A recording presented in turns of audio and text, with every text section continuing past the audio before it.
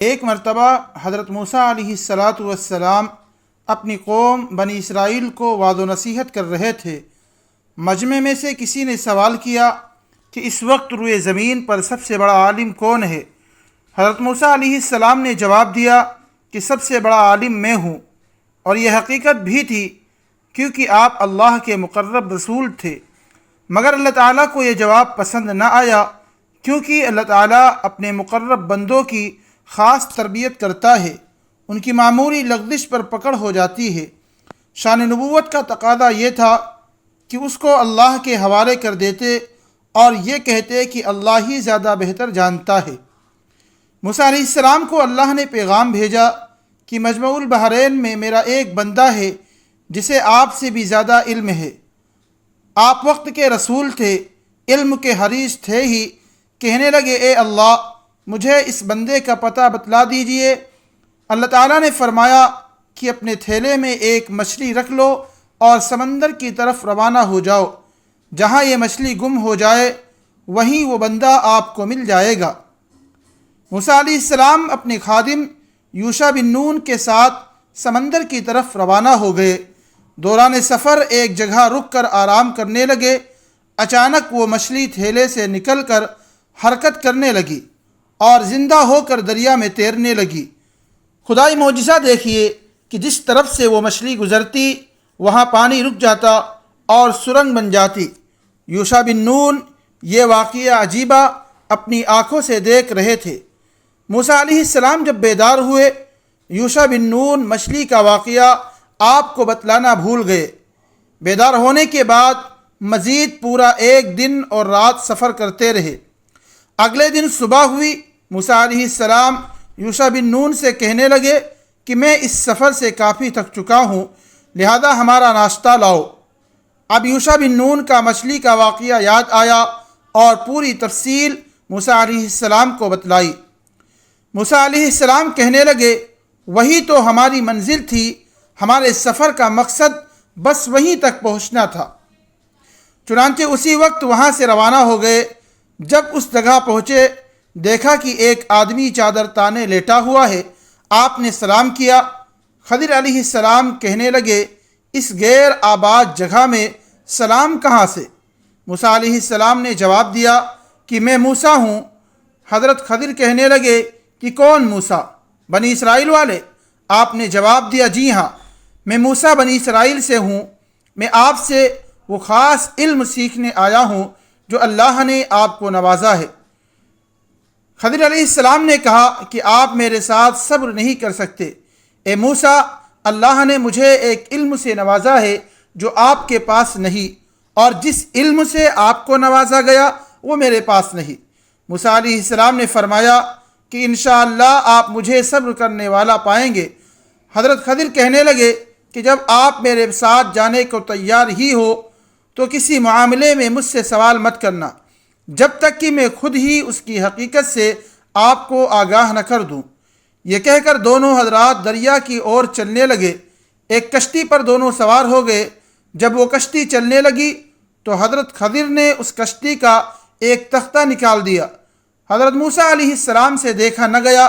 کہنے لگے، ایک تو بغیر کسی معاوضہ کے ان لوگوں نے ہمیں کشتی میں سوار کر لیا، اور آپ نے ان کے احسان کا بدلہ یہ دیا کہ کشتی ہی توڑ ڈالی۔ یہ تو آپ نے بہت ہی برا کیا۔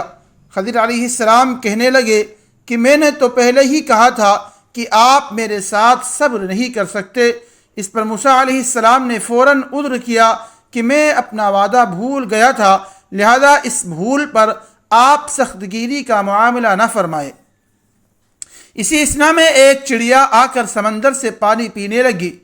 خضر علیہ السلام حضرت موسیٰ علیہ السلام سے کہنے لگے کہ آپ کے اور میرے علم کی خدا کے علم کے مقابلے میں اتنی بھی حیثیت نہیں جتنی کہ اس پرندے کے چونچ کے پانی کو سمندر کے پانی سے ہے۔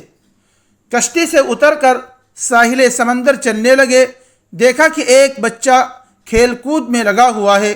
حضرت خضر نے اس کو قتل کر دیا۔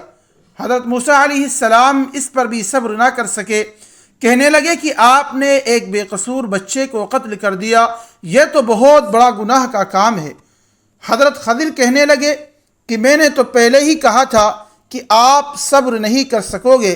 موسیٰ علیہ السلام کہنے لگے کہ اگر اس کے بعد کچھ سوال کیا تو آپ مجھے اپنے ساتھ نہ رکھنا۔ پھر چلنا شروع کیا، ایک بستی سے گزر ہوا، بستی والوں سے درخواست کی کہ مجھے اپنا مہمان بنا لو۔ بستی والوں نے مہمان بنانے سے انکار کر دیا۔ اسی بستی میں ایک دیوار کے پاس سے ان کا گزر ہوا، دیکھا کہ ایک دیوار ہے جو بالکل گرنے والی ہے۔ حضرت خضر نے اس دیوار کو اپنے ہاتھ سے سیدھا کر دیا۔ موسیٰ علیہ السلام کو بہت حیرانی ہوئی کہ اس بستی والوں نے ہمیں مہمان بنانے سے انکار کر دیا اور آپ نے اتنا بڑا کام کر دیا۔ اگر آپ چاہتے تو ان سے اس کی اجرت لے سکتے تھے۔ حضرت خضر نے جواب دیا، اب ہماری جدائیگی کا وقت آ گیا۔ جدا ہونے سے پہلے حضرت خضر نے آپ کو ان تینوں واقعات کی تفصیل بتلائی کہ کیوں کشتی کا تختہ نکالا تھا، کیوں بچے کو قتل کیا، کیوں بستی والوں کی بدسلوکی کے باوجود آپ نے ان کی مدد کی۔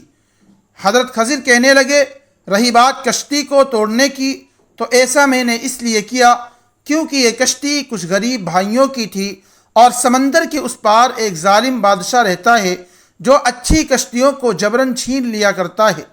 میں نے اس کی کشتی کو عیبدار بنا دیا تاکہ یہ کشتی اس ظالم بادشاہ کے شر سے بچی رہے۔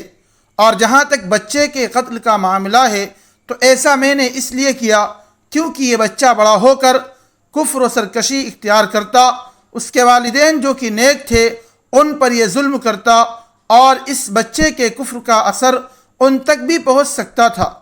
گویا کہ یہ بچہ اپنے کفر و سرکشی کی وجہ سے اپنے والدین کو بھی فتنہ میں مبتلا کر دیتا، تو میں نے سوچا کہ اس فتنے سے لوگوں کی بالخصوص اس کے والدین کی مدد کی جائے، اور مجھے اللہ کی ذات سے امید ہے کہ اللہ اس بچے کے بدلے اس کے والدین کو اس سے بہتر اولاد سے نوازے گا۔